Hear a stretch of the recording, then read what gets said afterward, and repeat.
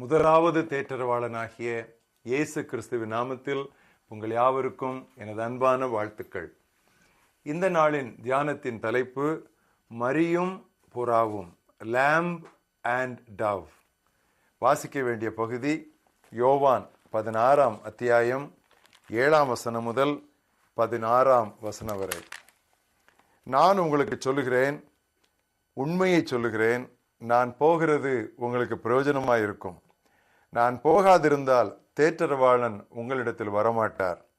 நான் போவேனே ஆகில் அவரை உங்களிடத்திற்கு அனுப்புவேன். அவர் வந்து பாவத்தை குறித்தும் நீதியை குறித்தும் நியாய தீர்ப்பை குறித்தும் உலகத்தை கண்டித்து உணர்த்துவார். அவர்கள் என்னை விசுவாசியாதபடியினாலே பாவத்தை குறித்தும், நீங்கள் இனி என்னை காணாதபடிக்கு நான் என் பிதாவினிடத்திற்கு போகிறபடியினாலே நீதியை குறித்தும், இந்த உலகத்தின் அதிபதி நியாயம் தீர்க்கப்பட்டதினாலே நியாய தீர்ப்பை குறித்தும் கண்டித்து உணர்த்துவார். இன்னும் அநேக காரியங்களை நான் உங்களுக்கு சொல்ல வேண்டியது இருக்கிறது. அவைகளை நீங்கள் இப்பொழுது தாங்க மாட்டீர்கள். சத்திய ஆவியாகிய அவர் வரும்போது சகல சத்தியத்திற்குள்ளும் உங்களை நடத்துவார். அவர் தம்முடைய சுயமாய் பேசாமல் தாம் கேள்விப்பட்டவைகள் யாவையும் சொல்லி வரப்போகிற காரியங்களை உங்களுக்கு அறிவிப்பார். அவர் என்னுடையதில் எடுத்து உங்களுக்கு அறிவிப்பதினால் என்னை மகிமைப்படுத்துவார். பிதாவினுடையவைகள் யாவும் என்னுடையவைகள், அதனாலே அவர் என்னுடையதில் எடுத்து உங்களுக்கு அறிவிப்பார் என்றேன். நான் பிதாவினிடத்திற்கு போகிறபடியால் கொஞ்ச காலம் என்னை காணாதிருப்பீர்கள், மறுபடியும் கொஞ்ச காலத்திலே என்னை காண்பீர்கள் என்றார். இந்த மனப்பாட வசனம் யோவான் 14:26. என் நாமத்தினால் பிதா அனுப்ப போகிற பரிசுத்த ஆவியாகிய தேற்றரவாளன், the helper, the Holy Spirit, whom the Father will send in my name. கிறிஸ்துவுக்கும் ஆவியானவருக்கும் உள்ள ஒப்புமை பட்டியல், லிஸ்ட் ஆஃப் கம்பேரிசன், அதை தியானிப்பது ஒரு பரவச அனுபவம். இந்த இரண்டு, இயேசு கிறிஸ்து, பரிசுத்த ஆவியானவர், இந்த இருவரையும் குறித்து சில காரியங்களை இன்று நாம் ஒப்புமையாக கவனிப்போம். கடவுளுடைய முதல் தேற்றரவாளர், the first comforter, இயேசு கிறிஸ்து. இரண்டாம் தேற்றரவாளர் பரிசுத்த ஆவியானவர். இயேசுவானவர் மிருகங்களில் மென்மையான ஆட்டுக்குட்டிக்கும், பரிசுத்த ஆவியானவர் பறவைகளில் மென்மையான புறாவிற்கும் ஒப்பனையாக வர்ணிக்கப்பட்டுள்ளனர். கிறிஸ்துவும் ஆவியானவரும் பரிசுத்தமுள்ளவரும் போதிக்கிறவருமாய் இருக்கிறார்கள். இயேசு வேத வாக்கியங்களின் மையம். He is the theme of the scriptures. ஆவியானவரோ வேத வாக்கியங்களின் ஆக்கியோன். He is the author of the scriptures.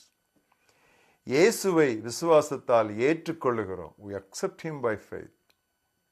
பரிசுத்த ஆவியானவரை விசுவாசித்து பெற்றுக்கொள்ளுகிறோம். We receive him by faith. யூதர் பலரால் புறக்கணிக்கப்பட்டவர் கிறிஸ்து. பரிசுத்த ஆவியானவரும் கிறிஸ்தவர் பலரால் புறக்கணிக்கப்படுகிறார். இயேசுவை ஏற்றுக்கொண்டதும் வாயினால் அறிக்கை, பரிசுத்த ஆவியானவரை பெற்றுக்கொண்டதும் நவநாவுகள். இயேசு மீட்பின் கிரயமானவர். He is the price of redemption. பரிசுத்த ஆவியானவர் மீட்பின் முத்திரையானவர். He is the seal of redemption.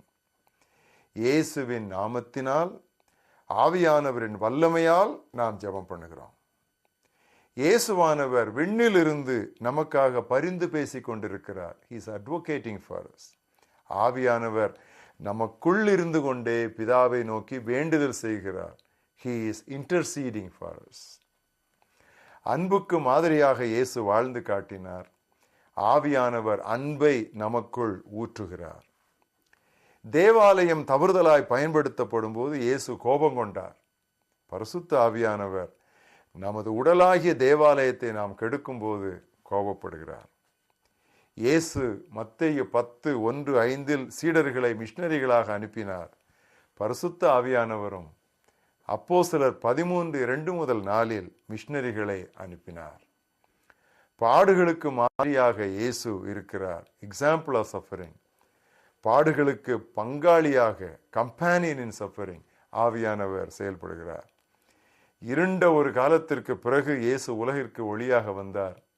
கடைசி நாட்களில் உடலுள்ள யாவர் மீதும் மழையாக ஆவியை தேவன் ஊற்றுகிறார். இயேசு ஜீவ தண்ணீர் உள்ள ஊற்று, is a fountain of living water. ஆவியானவர் ஜீவ தண்ணீர் உள்ள நதி, is river of living water. ஆதிநிலை ஏகும்படி இருவருமே சபையோடு பேசுகின்றனர். ஆவியானவர் குமாரனை மகிமைப்படுத்துகிறார், குமாரன் பிதாவை மகிமைப்படுத்துகிறார். கிறிஸ்துவின் தழும்புகளால் நாம் குணமாகிறோம். நமது சாவுக்கேதுவான உடல்களை ஆவியானவர் உயிர்ப்பிக்கிறார். அல்லேலூயா. கிறிஸ்தற்ற பெந்தைகோஸ்தேக்கும் பெந்தைகோஸ்தேயற்ற கிறிஸ்தவத்திற்கும் எச்சரிக்கை. Beware of Christless Pentecost and Pentecostless Christianity. கிறிஸ்தவர்கள் அவசியம் ஆவியின் அபிஷேகம் பெற வேண்டும். அபிஷேகம் பெற்றவர்கள் கிறிஸ்துவின் அடையாளங்களாய் திகழ வேண்டும். பிதாவானவரே, ஆட்டுக்குட்டியானவருக்காய் ஸ்தோத்திரம். பிதாவானவரே, ஆவியானவருக்காய் ஸ்தோத்திரம். இரண்டு பேரையும் இரட்டை ஈவுகளாக, parallel gifts நீர் எங்களுக்கு கொடுத்ததற்காக உமக்கு நன்றி, உமக்கு நன்றி, உமக்கு நன்றி.